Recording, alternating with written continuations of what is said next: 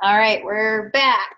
We're talking this week, actually, month, about communication and dealing with, communication is big, right? So we're kind of narrowing that down to mood swings and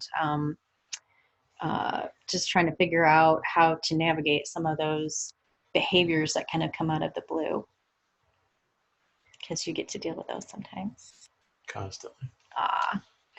Um, and I think some of them are coming from a misunderstanding. So, and I don't know.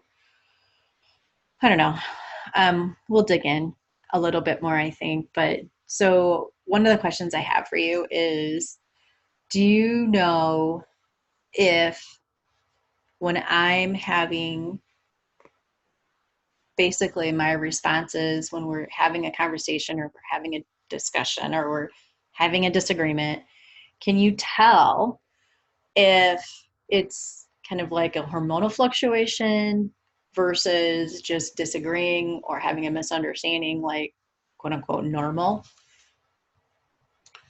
Not all the time.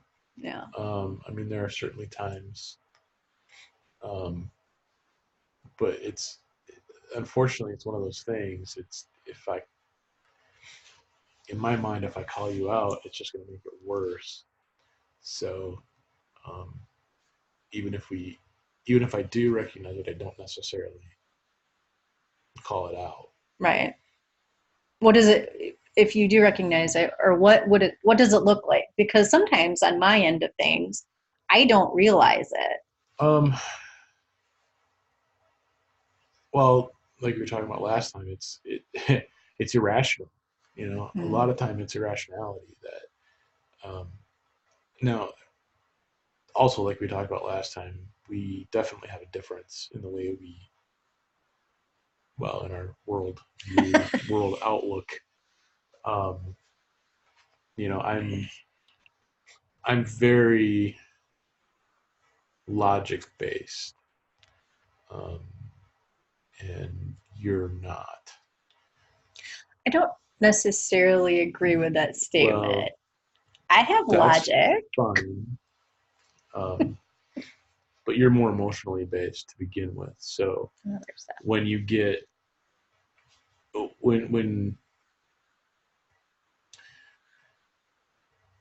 when the hormonal changes start affecting you, like physically, when you start having um, just different reactions than normal, I guess is the best way to say it. Um, and that's really how I recognize it is,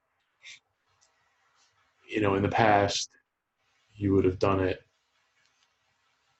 this way and now you're doing it another way and for no really good reason. Hmm. That's really, I guess, what I'm trying to say. Yeah. So, like, what was it? Last week we were talking about something. Oh, we were talking about the computer, the hard drive, or the network drive. Mm-hmm. And I was having a problem with my computer Mm-hmm. connecting to it. And you started your you and your password thing because you have this thing about me not remembering my passwords because there's 50 No, no, no, no, bajillion no. of them. You have this thing about not remembering passwords. That's what it is. No, Yes. there are 60 million jillion passwords you have to remember, and Yeah. I don't have the system because I don't have it on my computer at work and I don't have it on my phone because it's not accessible the same way. And anyway, so It is, but you won't listen. So that's all right. but when you started and I got very upset with you right off the bat, and because it was a very different situation. I had the password. I knew what the password was. We had that conversation and it didn't work. And so I remember having a very different reaction than normal. Instead of just saying, no, I have the password. Well, you obviously changed it. I did not. I don't even know how to do that.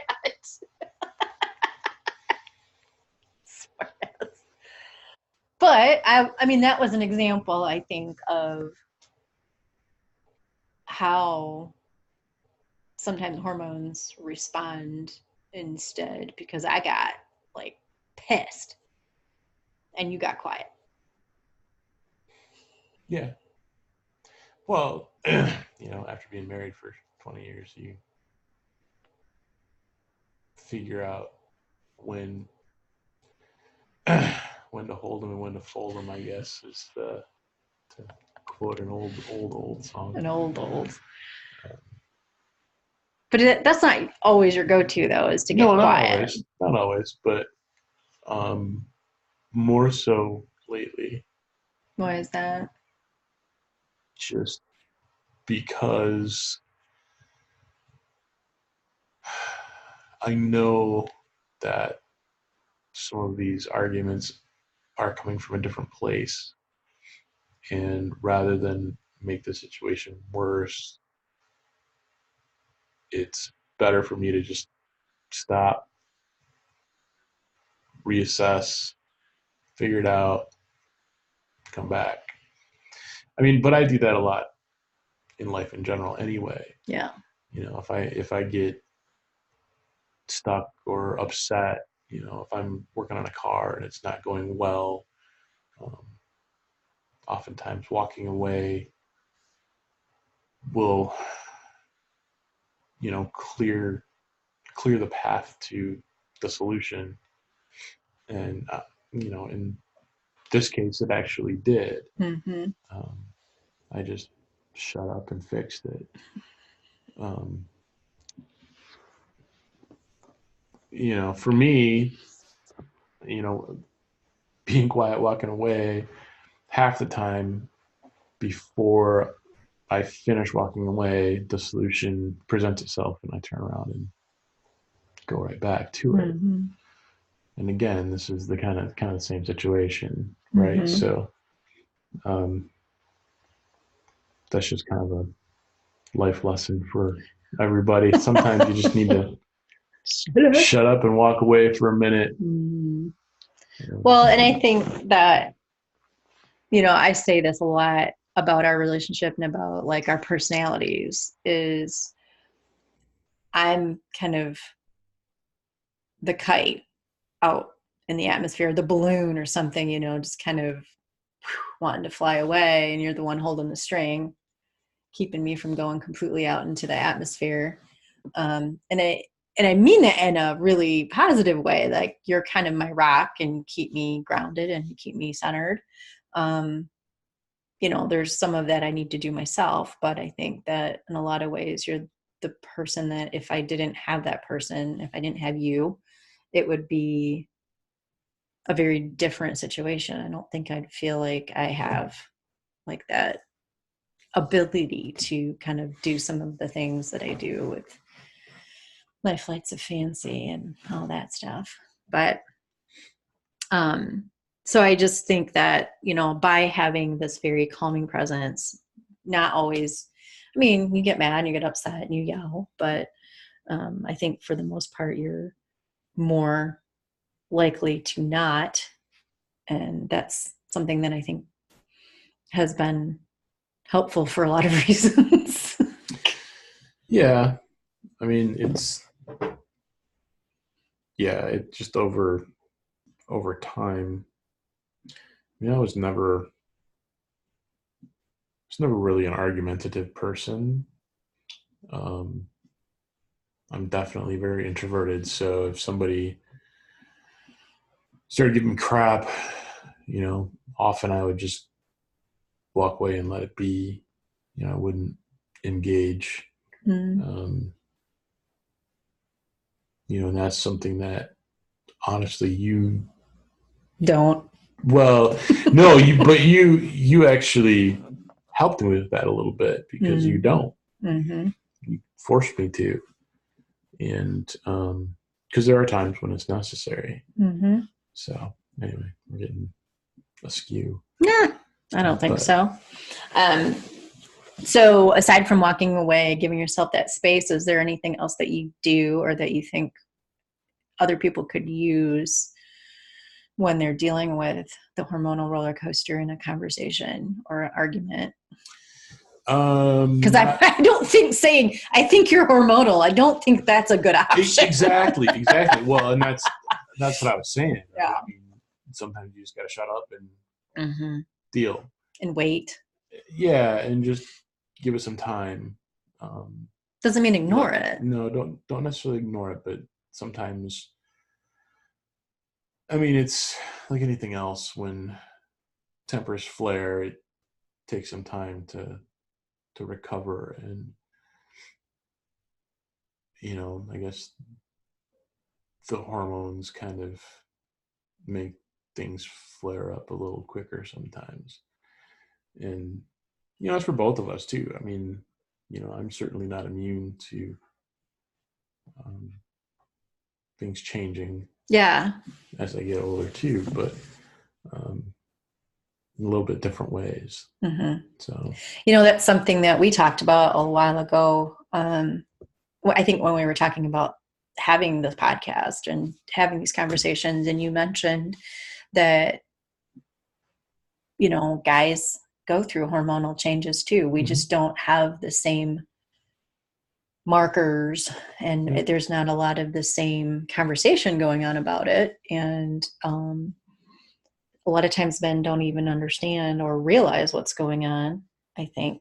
And that can help play into this conversation with the women. It's really funny though, because men are marketed to, as they get older, testosterone levels decline. Yeah. And there's every day I hear an advertisement for a supplement or a clinic or this, that, or the other thing. And it's really interesting that there's nothing like that for women. It's like women need to suffer in silence. So but anyway, that's really interesting to me. Well, we could go on the gender thing. Yeah, I mean, I know that's talking to a sociologist about stuff like that is well, we'll talk the choir. But, oh, I know, and we'll talk more about that too throughout the podcast. But I think you're right. Well, I mean, in some ways, yes, there are conversations around that, but there was that big, they were giving women hormones, and then, but they were artificial hormones, and then there was that scare with cancer, breast cancer in particular. And so a lot of women have rejected that because of the fear of that happening, or family history. There are things out there like bioidenticals and things like that can be taken safer, as far as my understanding. But we don't see ads for menopause supplements or for conversations about any of this stuff. That's why I'm doing this. This is why this is becoming such a thing for me now, because I think it needs to have that conversation. But I also think that some of the challenges with communication, with arguments, with all this stuff in relationships, has a lot to do with not just the female side of things and the hormone changes, but the male side of things. And men go through a different way of responding. And I think sometimes they withdraw a lot more. Yeah. I mean, it's frustrating because, for men, when testosterone levels decline, energy levels also decline. And so it's really frustrating to not have the energy, and you guys have estrogen too, and those levels go down. You have them in different, and progesterone and some other hormones too. And those all start to go, but we have a more of a, and the weird thing is that we, even for women, our marker, our indicator that we're having issues or our hormones are changing is our cycle. But all that stuff starts well before any changes in our cycle really happen. And I don't think, I think you can even see that for me, that didn't happen when I was really starting to have my major hormonal changes. My cycle wasn't really varying at that point. I do remember my sex drive being like completely out of the stratosphere, and you were like, "You're gonna kill me now." But Well, but unfortunately, that's another one of nature's cruel jokes because women's tend to ramp up for a while, and at the same time, men are men's are dying. typically going down, Mm-hmm. um, and that can be a really tough thing to deal with, Right, as a you couple. know. Yeah, and as an individual as well. Mm-hmm. Um, I mean, we've had arguments over that for sure. But getting back to the communication / mood swings, and that can definitely play into that. The whole sex drive, we'll have that conversation another day. But um, one of the things that I keep hearing in conversations with women about their relationships and whether they're married or not, is that the spouse or the significant other doesn't believe that they're in this hormonal chaos, and that thinks that they're making it up, they're using it as an excuse, they're doing all these things, and it's not really true. And effectively, it's kind of like gaslighting, telling them they don't really feel what they're feeling, and that the way they're behaving can be controlled in a, I mean, I don't want to say you can't control it, but at the same time, you don't always know what's happening until either you're done or you're in the middle of it and you start to realize it. So from your perspective, what are your thoughts on it? I mean, how do you convince somebody, or how do you talk to you don't somebody you about don't it? convince anybody of No, anything. I that's mean, true. you have to, you can lead a horse to water, but you can't make them drink, right? So, um, as you're saying that, I'm thinking, it's interesting because as as a man, you know about menopause, you learn about it, um, You know but it exists. yeah, it's like for some reason, it's almost like there's a switch, right? You hit a certain age and you flip the switch, and that's it. There's really no discussion about leading up to it and things that happen. So I think really it's more about just kind of educating people Mm-hmm. about what's going on, because I certainly didn't, up until even just a month ago or so, I didn't even understand what perimenopause was, or Mm-hmm. what's involved, or what's going on. So um even when I'm overloaded with information from you, it doesn't always sink in. Right. So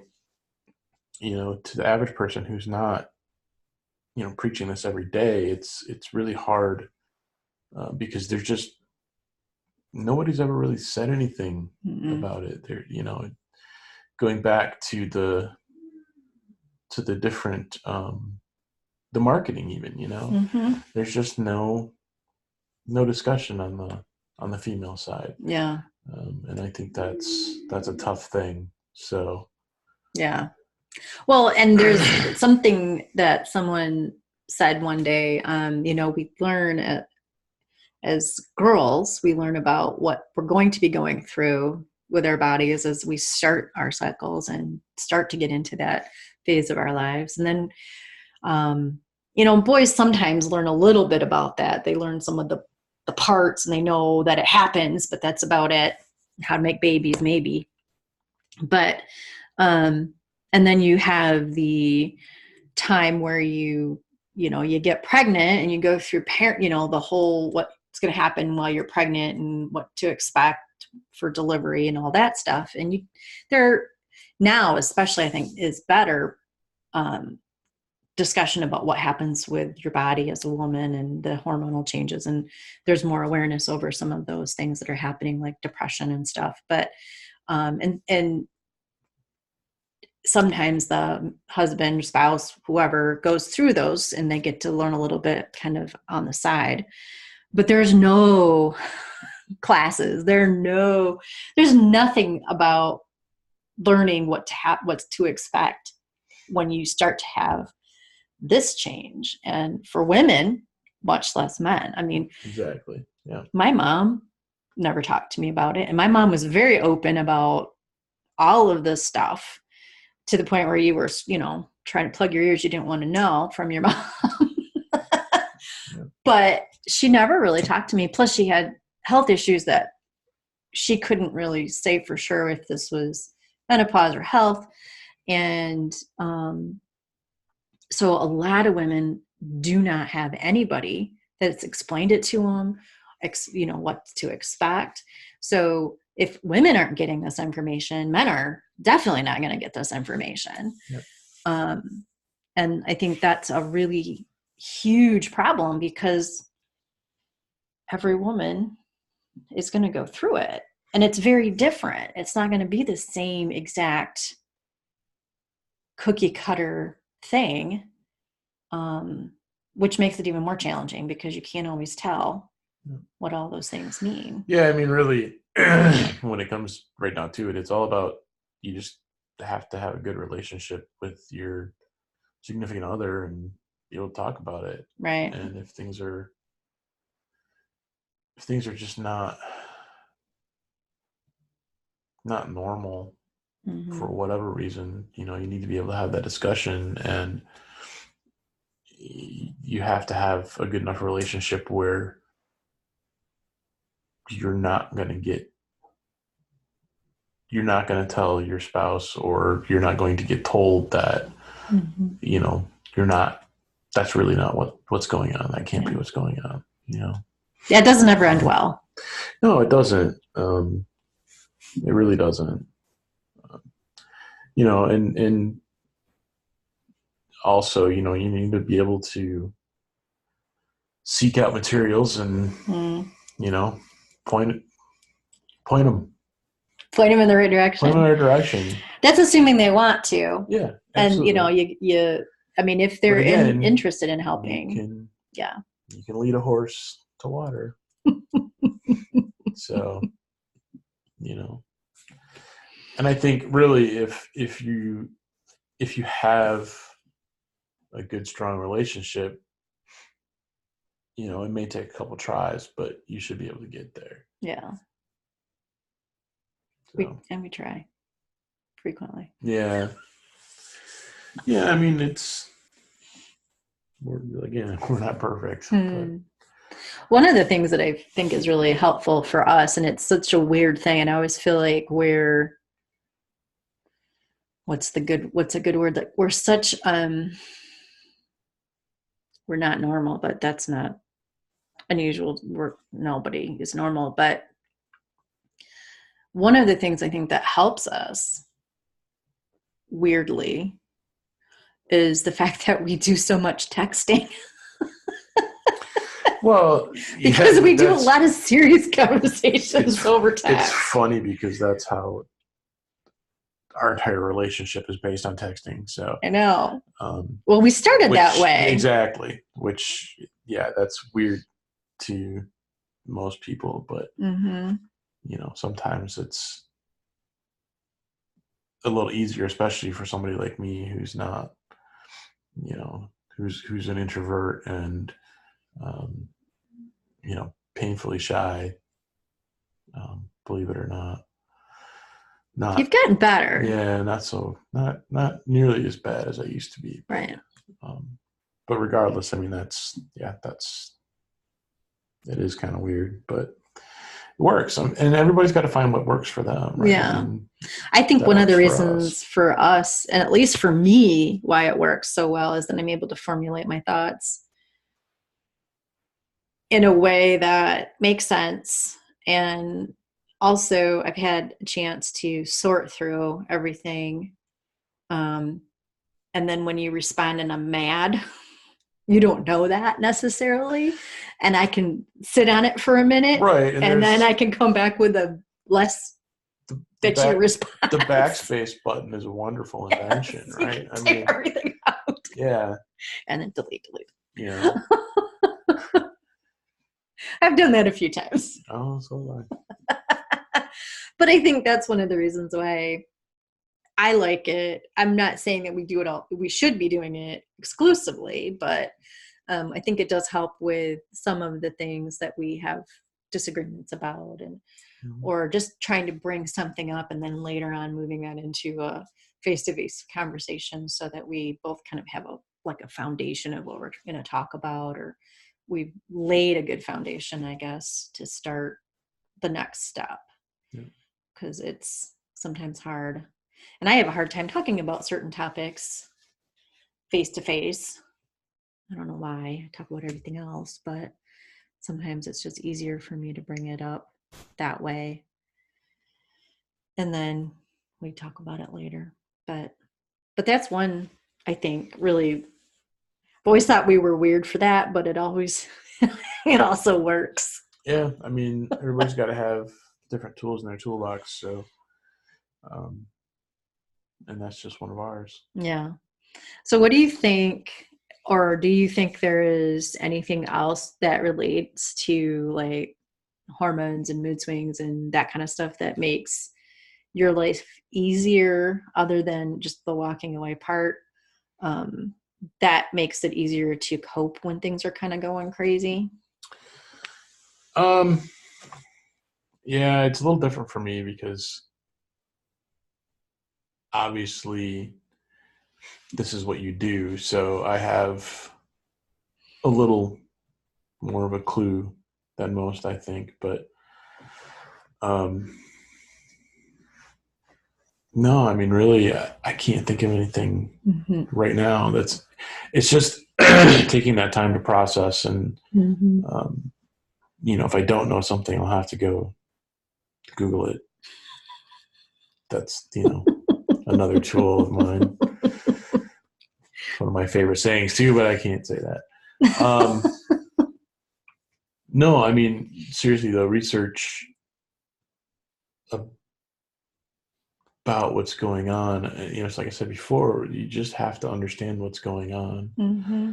um, and giving you both some space and time to cool off and reevaluate Yeah. is really the best thing I think to do. Yeah. Other things I can't think of any. Mm-hmm. I really can't.